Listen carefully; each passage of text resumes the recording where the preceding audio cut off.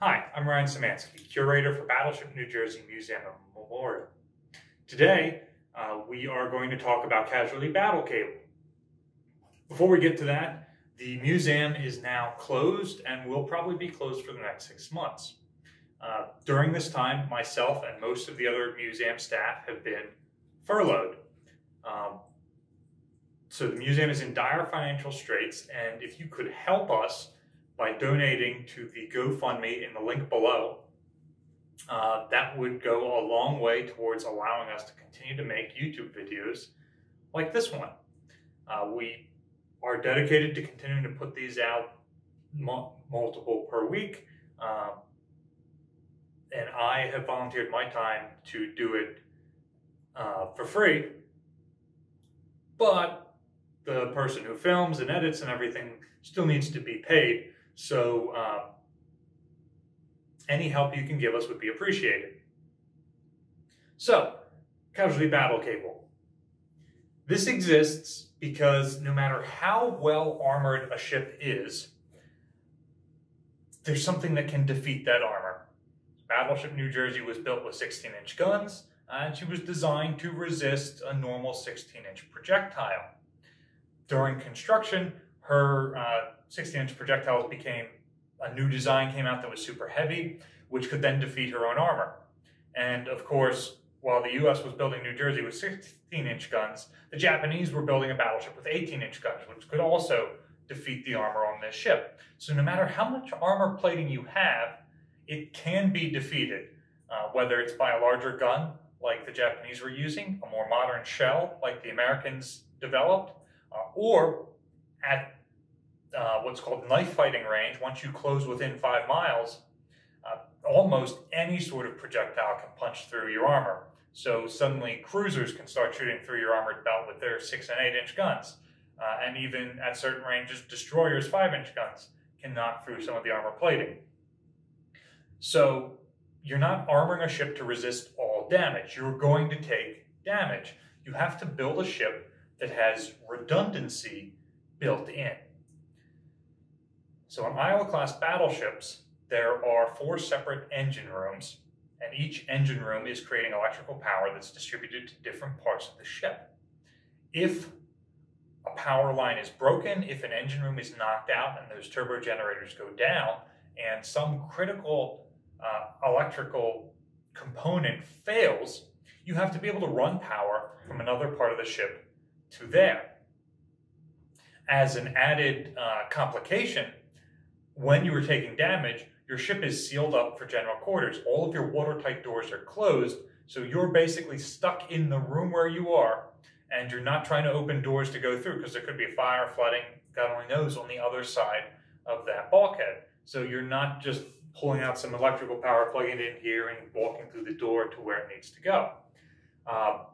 We currently have the I-beam in place that's used for transferring shells, which prevents us from closing this watertight door. But in general quarters, this would be lifted out of the way and stored on a rack so that this door could close.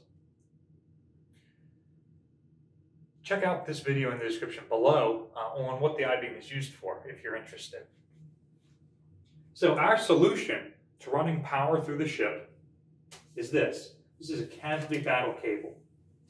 A Casualty Battle Cable is basically a big old extension cord that can handle any voltage that we're putting through the ship. This one's made for 440 power, so we can get big power from down below and wire it into a power box. And this is the outlet that it plugs into.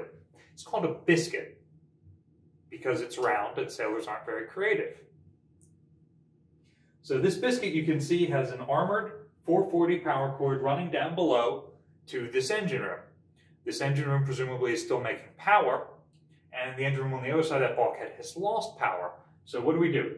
We take the Casualty Battle Cable, and you notice here it's got 3 different colors, so if it's lit, you can tell which of the 3 legs each cable is, and it's got a different number of bumps. Black has 1 bump, white has 2 bumps, and red has 3 bumps. So even in the dark, you can tell what you're dealing with.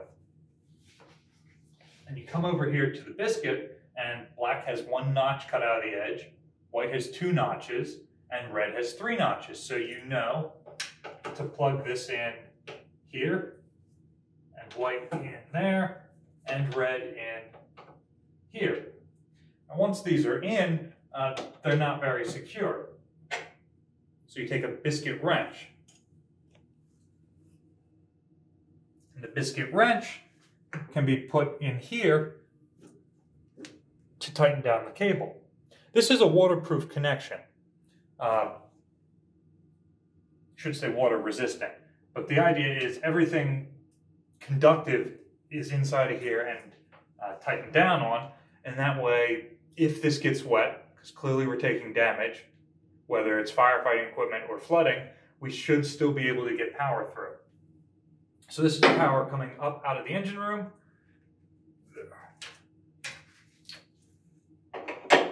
And then from here, we would plug in to this biscuit.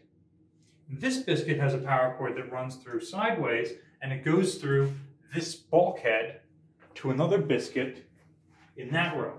So at this point, if we've run power from here to here, we're sending power through that bulkhead.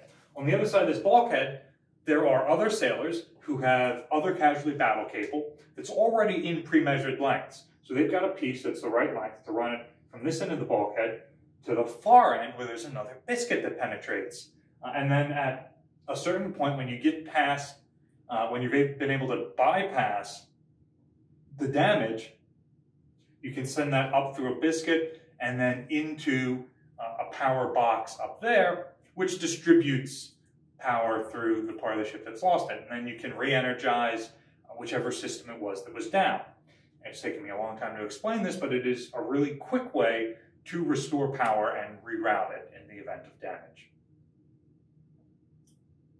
Thank you guys for watching today. This video was asked about, requested in the comment section down below of another video. If you guys have content you would like to see, you see some of this equipment in the background of our videos, or you saw it when you came out and toured the ship back when we were open, or you used to work on it when you were in the Navy and you just like to see some of ours, then let us know in the comments and we'll try to get to it in a reasonably quick time period. If you would like to donate to the ship, all of our Casualty battle cable was stripped off when the ship was decommissioned, and we have gone out to other decommissioned ships and recovered their Casualty battle cable to put it on. If you have equipment like this laying around that you would like to donate to the museum, reach out to us. If you would like to donate financially to support the museum, please also reach out to us via the GoFundMe campaign, which is linked in the description below, which specifically funds us continuing to make YouTube videos during this time when I'm furloughed. Also, like, share, and subscribe. We're putting out multiple videos a week. This will let you know when they go live. And thanks for watching.